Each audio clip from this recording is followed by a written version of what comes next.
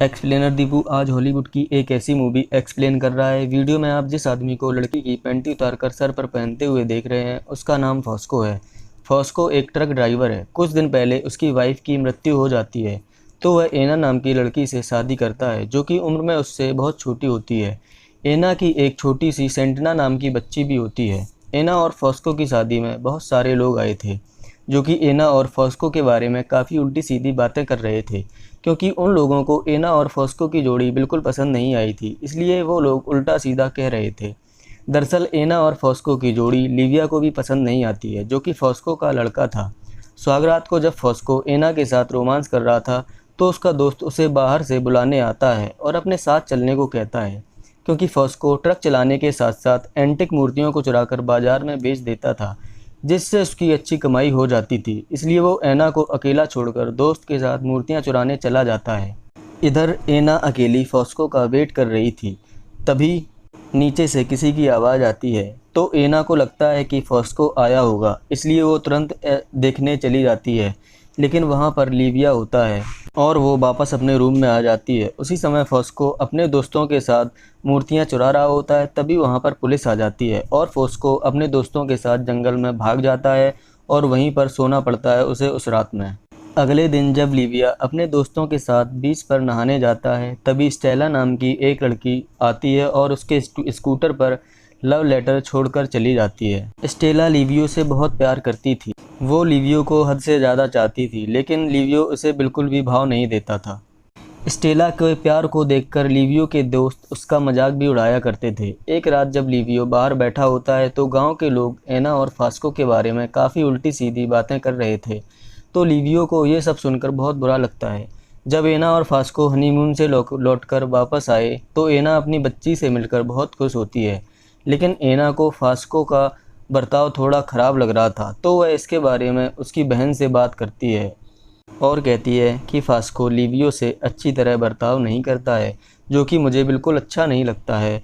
वहीं फॉस्को लिवियो से गधों की तरह बहुत ज़्यादा काम करवाता था और मौका पड़ने पर उसकी बहुत ज़्यादा बेइज्जती भी करता था। एना को ये सब बिल्कुल अच्छा नहीं लगता था, इसलिए एना रात में फॉस्को से इस बारे में बात करती है तो फॉस्को उसको डांटते हुए कहता है कि तुम्हें उससे क्या लेना देना है, ना तुम उसकी माँ हो और ना ही तुम उसकी कोई रिश्तेदार हो।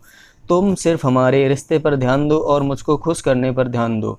अगले दिन फॉस्को किसी काम से ट्रक लेकर शहर जाता है तो वह देखती है कि स्टेला उसे घूर रही है। ये देखकर वह काफ़ी डर जाती है और घर के अंदर चली जाती है। अंदर जाकर वो देखती है कि सेंटना लिवियो के साथ खेल रही है। ये देखकर वो काफ़ी खुश होती है। ये बहुत अच्छा लगता है कि उसकी बच्ची लिवियो के साथ काफ़ी खुशी खुशी से खेल रही है और एना उन दोनों के पास ही बैठ जाती है।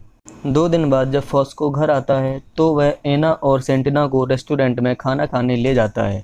वहीं पर एक वेटर एंटना के उस हिस्से को देखने लगता है जिस पर सिर्फ फॉस्को का हक था, मतलब वेटर उसके प्राइवेट पार्ट्स को देखने लगता है। तभी फॉस्को गुस्सा होकर उसे जाने का इशारा करता है। फॉस्को ने एना से इसलिए शादी की थी ताकि वो एना के हॉट लुक को सभी लोगों को दिखाकर रिझा सके, वह एना के साथ संबंध बना सके। वो अक्सर एना को छोटे छोटे कपड़े पहनाकर बाजार ले जाता था ताकि शहर व मोहल्ले के सभी लोग उसे देखकर जलें। दूसरी तरफ लिवियो को भी एना से प्यार हो गया था। वो एना के हॉट फिगर को देखकर उसकी तरफ आकर्षित हो गया था। एना उससे ज़्यादा बड़ी नहीं थी, इसलिए वो खुद को रोक नहीं पा रहा था। एक रात फॉस्को अपने दोस्तों के साथ एंटिक मूर्ति चोरी करता है और अपने ट्रक में लोड कर रहा था। तभी एंटना अपने दोस्तों के साथ वहाँ पर आ जाती है और अपने पापा से वो मूर्ति दिखाने को कहती है। क्योंकि एंटना अपने दोस्तों के साथ आई थी इसलिए वो उन्हें मूर्ति दिखा देता है। अगले दिन शहर के सभी लोग उसकी चोरी के बारे में जान जाते हैं, क्योंकि बच्चों ने सभी को बता दिया था। बच्चे तो आखिर बच्चे होते हैं, इसलिए उसे एंटना पर बहुत गुस्सा आता है। वो एंटना की माँ को बहुत डांटता है, वह उल्टी सीधी गालियाँ देता है। हालांकि इसमें एना की कोई गलती नहीं थी। लिवियो को उसके पिता का ये बर्ताव अच्छा नहीं लगता है। वो फॉस्को से कहता है कि इसमें एना की कोई भी गलती नहीं है। इसके बाद फॉस्को लिवियो के पीछे पड़ जाता है, वह उससे बहस करने लगता है। अगले दिन फॉस्को एंटिक चीज़ों की तस्करी के लिए कुछ दिन के लिए शहर जाता है। इसी मौके का फ़ायदा उठाकर लिवियो एना के साथ वक्त बिताता है और वो दोनों अच्छे दोस्त बन जाते हैं। एक दिन गर्मी की वजह से कॉलोनी के सभी लोग पानी से खेल रहे थे तो लिवियो भी एना को पानी से भिगोने लगता है। इसी दौरान वो दोनों काफ़ी करीब आ जाते हैं और लिवियो मौका देखकर ऐना के पूरे बदन पर हाथ फिराने लगता है। तभी मोहल्ले की कई औरतें आकर लिवियो के साथ मजाक करने लगती हैं और मजाक मजाक में लिवियो के साथ ज़बरदस्ती करने लगती हैं। ये सब देखकर ऐना को महसूस होता है कि वो भी लिवियो की तरफ आकर्षित हो रही है। अगले दिन ऐना को पता चलता है कि एंटिक सामानों की तस्करी के मामले में फॉस्को को पुलिस ने पकड़ लिया है। ये सुनकर ऐना घबरा जाती है और वो फॉस्को से जेल में मिलने जाती है। तभी फॉस्को उससे कहता है कि वो दो दिन में ही जेल से छूटकर बाहर आ जाएगा, लेकिन 2 दिन बाद फॉस्को नहीं छूटता है। ऐना फिर से उससे मिलने जेल जाती है और फॉस्को के सामने रोने लगती है। फॉस्को उसको शांत कराने के बजाय उससे कहता है कि अगली बार जब तुम यहाँ पर आओ तो अच्छे कपड़े पहनकर आना, ताकि मुझे खुश कर सको। उसके बाद ऐना फॉस्को के दोस्तों के पास जाकर फॉस्को को जेल से रिहा करने के लिए मदद मांगती है, लेकिन कोई भी उसकी मदद नहीं करता है। फिर जब ऐना घर पहुंचती है तो वह देखती है किसी को भी फॉस्को से जेल जाने का कोई दुख नहीं है। सभी लोग वहां पर लिवियो की बर्थडे पार्टी एंजॉय कर रहे हैं। लिवियो जब ऐना को परेशान देखता है तो वह ऐना के पास जाकर इसके लिए माफ़ी मांगता है।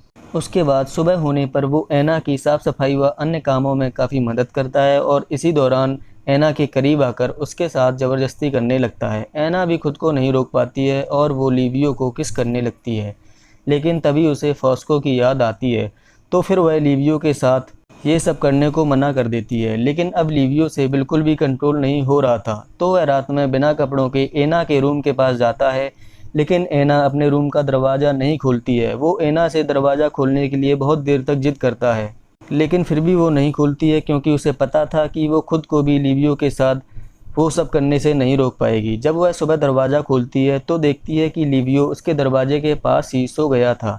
दरवाजे की आवाज़ से लिवियो भी जाग जाता है और ऐना को पकड़ लेता है और ज़बरदस्ती करने की कोशिश करता है, लेकिन ऐना उसे कुछ करने नहीं देती है। अगले सीन में हम देखते हैं कि लिवियो ऐना के साथ सोने के लिए पागल हुए जा रहा था। वह जब भी ऐना को देखता था तो उसे वही पकड़ लेता था। वह उसके शरीर को छूता था तथा ज़बरदस्ती करने की कोशिश करता था। इन सब से परेशान होकर ऐना उससे कहती है कि जब तक फॉस्को नहीं आता है तब तक वो दोनों एक साथ नहीं रहेंगे। ऐना तब तक उसे अपने दोस्तों के यहाँ रहने को बोलती है। लिवियो दोस्तों के साथ रहने लगता है। एक रात लिवियो दोस्तों के साथ बहुत ज़्यादा शराब पी लेता है और घर पर आता है, जबकि ऐना ने उसे घर आने से साफ मना किया था, लेकिन वो खिड़की तोड़कर ऐना के बेडरूम में ऐना के पास आ जाता है। वह उसके ऊपर चढ़कर सब कुछ करने की कोशिश करने लगता है। ऐना भी जाग जाती है, वह खुद को वह नहीं रोक पाती है और उस रात वो दोनों एक दूसरे के साथ पूरी रात संबंध बनाते हैं। अगले दिन ऐना फॉस्को से मिलने जेल जाती है। तभी फॉस्को उससे कहता है कि मुझे अपने बेटे के साथ बुरा बर्ताव करने को लेकर बहुत पछतावा है। वह अपने बेटे से मिलना चाहता है, इसलिए अब ऐना को भी बुरा लगता है कि उसने लिवियो के साथ संबंध बनाए हैं, लेकिन लिवियो के साथ अपने नाजायज़ संबंध को ऐना नहीं तोड़ती है और हर रोज़ उसके साथ हम बिस्तर होती थी। एक दिन जब लिवियो और ऐना संबंध बना रहे थे तभी उसे किसी की आवाज़ सुनाई देती है, तो लिवियो जाकर देखता है तो वहाँ पर स्टेला उनको छुपकर देख रही थी। स्टेला बड़े गौर से उन दोनों को हम बिस्तर होते हुए देख रही थी। अब स्टेला उन दोनों के नाजायज़ रिश्ते के बारे में जान चुकी थी, इसलिए इसके बारे में सोचकर ऐना बहुत परेशान थी। तभी लिवियो से बताता है कि परेशान मत हो, स्टेला एक पागल लड़की है, पूरे शहर में कोई भी उसकी बात पर यकीन नहीं करता है। ये सुनकर वो दोनों फिर से एक दूसरे के साथ मदहोश होकर घर के हर कोने में संबंध बनाते हैं। एक दिन जब ऐना को पता चलता है कि अगले दिन फॉस्को जेल से छूटकर बाहर आ रहा है, और इस बात को सुनकर ऐना और भी ज़्यादा परेशान होने लगती है। परेशान होकर वो फॉस्को की बहन के पास जाती है और उसे अपने व लिवियो के नाजायज़ संबंध के बारे में बता देती है। अगले दिन जब फॉस्को घर वापस आता है और अपने रिहा होने की खुशी में सबके साथ पार्टी करता है, वह एंजॉय करता है, तभी वह नशे की हालत में बीच की तरफ चला जाता है। वहाँ पर उसे स्टेला मिलती है और स्टेला उसे लिवियो और ऐना के नाजायज़ रिश्ते के बारे में बता देती है। सब कुछ जानने के बाद फॉस्को बहुत ज़्यादा शराब पीता है, फिर उसे नशे की हालत में घर लाया जाता है। तभी लिवियो को समझ आ जाता है कि फॉस्को को सब पता चल चुका है, तो वो घर छोड़कर चला जाता है और मूवी के लास्ट में पता चलता है कि लिवियो ने किसी खूबसूरत लड़की से शादी कर ली है, लेकिन लिवियो ऐना से अभी भी प्यार करता है और ऐना भी उसके साथ बिताए पल को भूल नहीं पाती है। यह मूवी यहीं पर ख़त्म हो जाती है। ऐसी ही नई नई कहानियों को जानने के लिए चैनल को सब्सक्राइब करें।